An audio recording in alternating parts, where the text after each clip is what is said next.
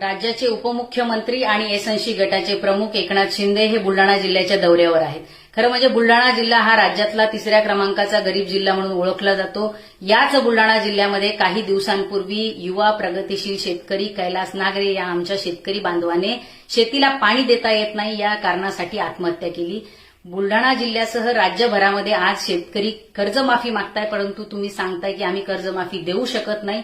शेतकऱ्यांच्या शेतमालाला तुम्ही भाव देऊ शकत नाही. तुम्ही शेतकऱ्यांना 2023-24चा जो पीक विमा दिलाय तो पण पीक विमा देत असताना त्या पीक विम्याची मदत ही शेतकऱ्यांना पूर्णपणे मिळालेली नाही. एवढंच नाही तर आज अनेक युवा बेरोजगार हे बुलडाणा जिल्ह्यातील स्थलांतर करतायत, केवळ या ठिकाणी रोजगाराच्या कुठल्याही संधी उपलब्ध नाहीत म्हणून.